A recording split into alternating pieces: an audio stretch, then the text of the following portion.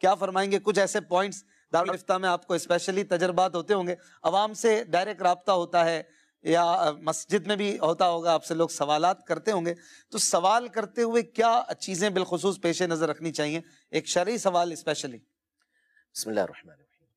دیکھیں علماء نے مستقل اس پر کتابیں لکھی ہیں، آداب المفتی والمستفتی کے نام سے۔ یعنی مفتی کا مطلب جو مسئلہ بتانے والا ہے، فتویٰ دینے والا ہے، اور مستفتی کا مطلب جو فتویٰ طلب کرنے والا، سوال پوچھنے والا ہے۔ تو اس کے بہت سارے آداب لکھے گئے ہیں۔ اول تو جب سوال کرے تو سامنے والے کی کیفیت کو دیکھیں۔ بعض اوقات اس کی کیفیت جو ہے وہ ظاہر ہوتی ہے کہ یہ عجلت کے اندر ہے، جلدی کے اندر ہے۔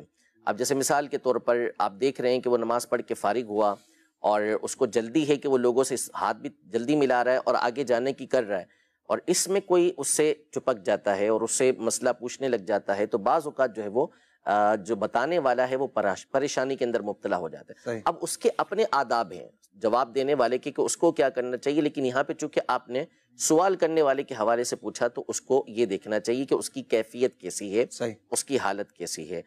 اس کو پتہ چلا ہے کہ بھائی اس کے گھر کے اندر کوئی ایمرجنسی ہو گئی ہے یا کوئی فوتگی ہو گئی ہے، اب اس موقع پر اس سے سوال نہ کریں کہ ظاہر ہے کہ وہ کیسے آپ کو جواب دے گا، آپ اس موقع پہ اس سے سوال کر رہے ہیں۔ وقت کو دیکھیں کہ کس وقت آپ اس کو سوال کر رہے ہیں۔ جیسے ہمارے زمانے کے اندر موبائل عام ہے، تو جس کا جب جی چاہے وہ فون کر لے، تو ایسا نہیں ہونا چاہیے۔ ظاہر ہے کہ سامنے والے کے وقت کا بھی آپ کو خیال رکھنا ہے، دھیان رکھنا ہے کہ اس وقت کس وقت اس کو آپ نے فون کرنا ہے، ٹھیک ہے۔ اسی طرح جب آپ سوال کریں تو آپ کو جواب چاہیے، جواب آپ لیں۔ بعض اوقات لوگ اس کی ان کو حاجت نہیں ہوتی کہ کیوں اور کیسے، دلیل کیا ہے۔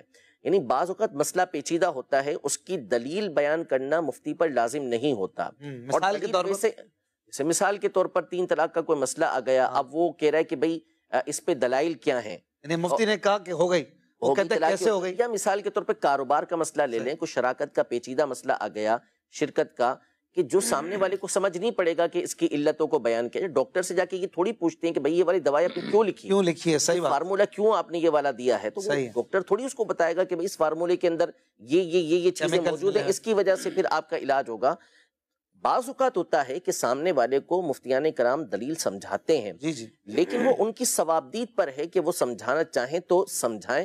ہر وقت دلیل کا طلب کرنا یہ مشکل ہوگا۔ پھر دوسرا یہ کہ آپ کا انداز جو ہے وہ ادب والا ہونا چاہیے۔ بعض اوقات جو سوال کرنے والے ہوتے ہیں وہ انتہائی سختی کے ساتھ سوال کر رہے ہوتے ہیں، تو یہ طریقہ کار بھی درست نہیں ہے، یعنی بد تہذیبی والا ان کا انداز ہوتا ہے۔ پھر سوال کرنے سے پہلے جب بھی کسی سے مسئلہ پوچھنا ہو تو اس سے یہ سوال کرنا پہلے چاہیے کہ کیا میں مسئلہ پوچھ سکتا ہوں؟ اچھا ٹھیک ہے۔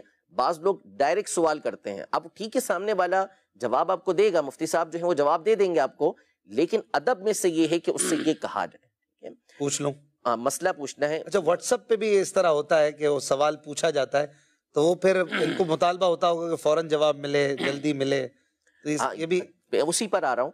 دوسرا یہ کہ سوال وہ کریں کہ جس کی آپ کو ضرورت ہے، بلا ضرورت اور ایسے سوال کہ جس کا نہ دنیا میں فائدہ نہ آخرت میں فائدہ۔ اصحاب کہف کے کتے کا رنگ کون سا تھا؟ سب سے پہلے مچھلی کس نے کھائی؟ ٹھیک ہے، تو جی تو یہ جو غلطات ہیں نا، یہ اس سے نبی پاک صلی اللہ علیہ وسلم نے منع فرمایا، نہا ان نفل السوال۔ حضور پاک صلی اللہ علیہ وسلم نے اس طرح کی فرضی سوالات کرنے سے منع فرمایا ہے کہ ایسے سوال نہ کیے جائیں۔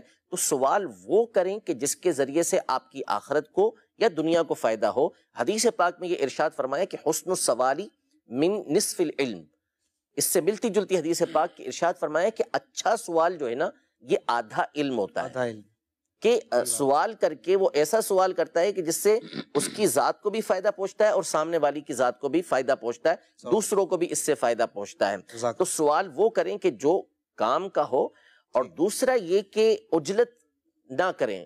اب ہمارے زمانے کے اندر ذرائع بہت عام ہیں، ای میل کے ذریعے بھیج دیں گے، واٹس ایپ کے ذریعے بھیج دیں گے، میسج کے ذریعے بھیج دیں گے، بہت سارے ذرائع کے ذریعے مسئلہ بھیجیں گے، جلدی جواب دیتے ہیں۔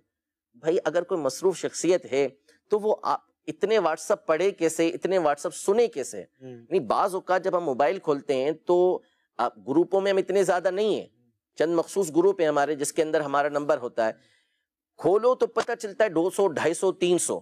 اچھا پھر اس کے بعد بعض لوگ جو ہوتے ہیں وہ سخت رویہ اپناتے ہیں، کہ آپ نے جواب نہیں دیا، آپ نے جواب نہیں دیا. جو جانتے نہیں ہیں بعض اوقات وہ اس طرح کرتے ہیں، کیونکہ ہر ایک کو ہمارا اسلامی بھائی نمبر تو دے ہی دیتے ہیں کہ ان سے مسئلہ پوچھ لیں. اچھا، وہ نمبر عام ہو جاتا ہے اور پھر سوال کرنے والا سوال بھیج دیتا ہے. اب بھائی اتنے سوالات کے جوابات دینا بعض اوقات ممکن نہیں رہتا.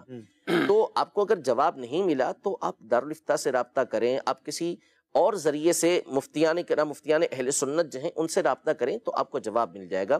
تو ان چیزوں کا لحاظ رکھا کریں. یہ میں نے آپ کو مستفتی کے آداب بتائے ہیں، سوال کرنے والے کے آداب بتائے ہیں.